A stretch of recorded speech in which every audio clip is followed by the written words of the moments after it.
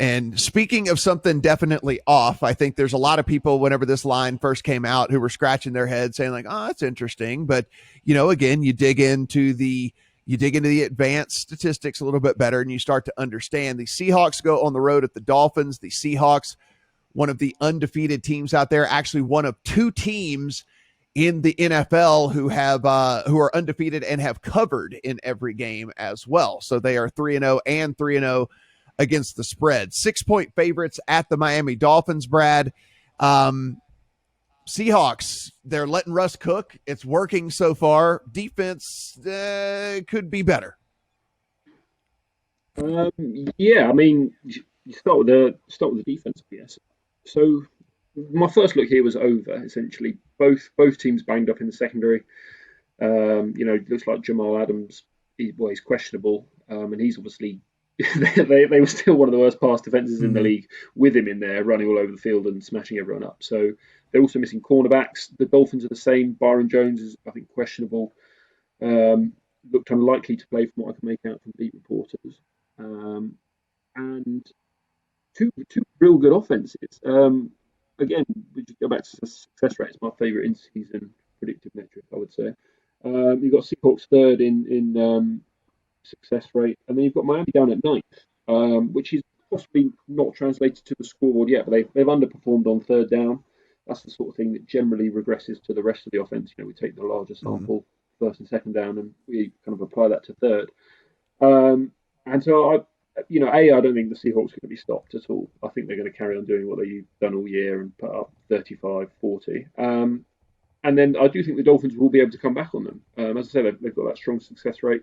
They play quicker when they're behind as well. That's quite an interesting dichotomy. We've seen that when they were ahead against the Jags, they just took the air out of the ball, ran it, played very, very slowly. But when they were down against Buffalo and New England early in the year, they sped it right up. We know Fitzpatrick can go no huddle. And as I say, so we've got two top 10 offenses, two bottom six defenses, and teams that are going to play quick and air it out. So my concern actually is the weather. Last I checked, it was about 12-mile-an-hour winds and possible precipitation. So if it did stay like that, if it did stay kind of 50-mile-an-hour winds, I might just go with the Dolphins as the home team if it's going to be a little bit lower scoring than expected. But yeah, I like points and I like the Dolphins to score and keep it close. Brett, sitting at 54, 54 and a half, depending on where you look at this one. The Seahawks defense has given up nearly 1,300 passing yards already so far this season. 434 to Atlanta, 397 to New England, 461 to Dallas. Now, of course, some of that has to do to the fact that the offense is playing so well that they're scoring quickly. They're getting out to leads. Teams are having to play catch up. But even then, giving up over 400 yards nearly every single game is still something of concern. And you look at the advanced statistics and, pass defense, DVOA, is down at 29th. When we take a look at their pass rush, according to Pro Football Focus, down at 31st. So they're not getting any pressure. They're allowing these quarterbacks to sit back there and kind of pick them apart. We know Fitzpatrick, with a healthy complement of weapons, which he will have, and you give him some time, and if he's not running for his life, can do some damage through the air.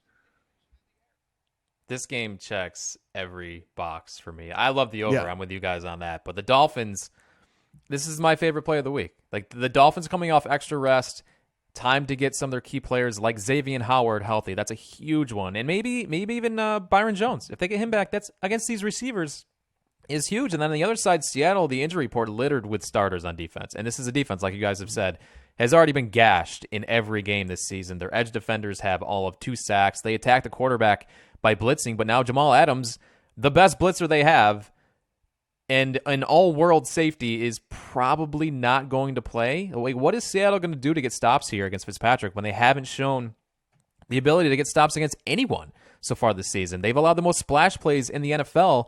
So, like Brad said, even if Miami falls behind, the back door will be open. And then on the other side of the ball, like Miami's been able to create pressure. So they might be able to force Russ out of the pocket, make some tough throws in potentially wet and windy conditions. So this is not just Miami +6 or 6.5. This is Miami money line for me. Like, say what you want. say what you want about the Seattle offense. They've been great, but this is one of the worst defenses in the NFL right now. And I trust Fitzpatrick and Devontae Parker and Miami, or Mike Gesicki and these weapons to take advantage. I love Miami in this spot. That is all right.